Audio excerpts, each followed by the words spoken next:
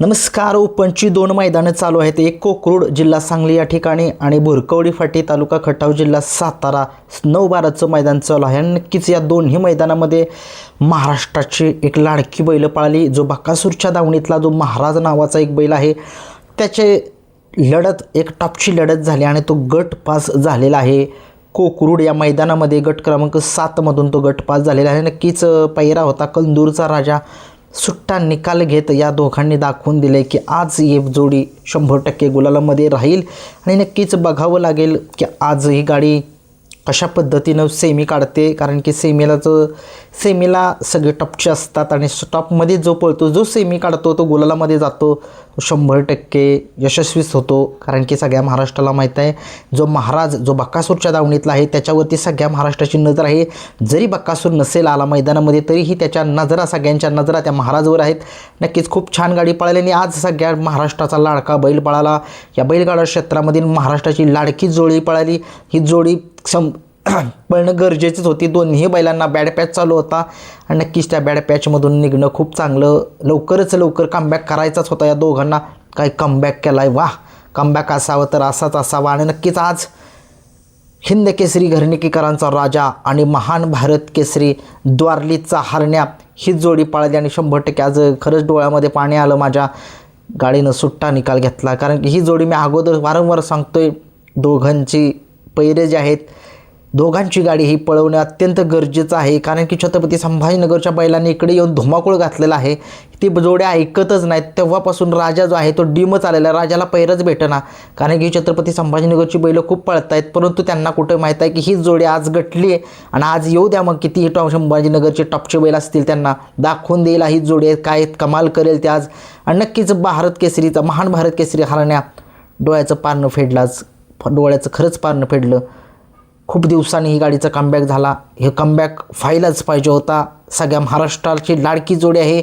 घरणिकीकरांचा राजाचा सुद्धा bad patch चालू होता. नक्कीच आज 1 नंबर नाही मिळू दे, गुलाल हा मिळणं महत्त्वाचा असतो. मैदानामध्ये कोणतंही असू द्या, गाडी फायनलला गेली की खूप बरं वाटतं. मालकालासुद्धा खूप आनंद होतो, कारण की सगळ्या महाराष्ट्राला माहीत आहे ही दोन्ही बैलं महाराष्ट्राची लाडकी बैल आहेत. महान भारत केसरी हरण्या या बैलाला पब्लिकनं एवढं मोठं स्पीड आहे उजव्या खांदी.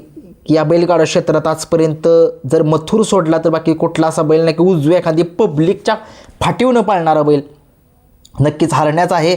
आणि डाव्या खांदीनं घरणिकीकरांचा राजा साथ देईल. जरी गाडी पब्लिकनं लागली सेमीफायनलला तरी नक्कीच साथ द्यावी, कारण गुलाल तुमची खरंच वाट बघतोय. तुमच्या दोघांचा संघर्ष सगळ्या महाराष्ट्राला दिसतोय. तुम्ही दोघं खूप छान पळता.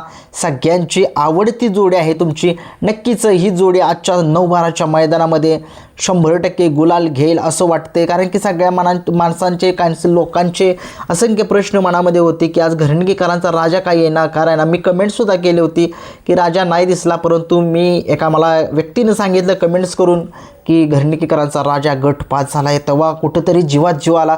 नंतरनं मी बघितलं की घरणिकीकरांचा राजा आणि महान भारत केसरी हरण्या ही जोडी पळाली आणि नक्कीच सुंदर अशी गाडी सेमीसाठी पात्र केलेली आहे.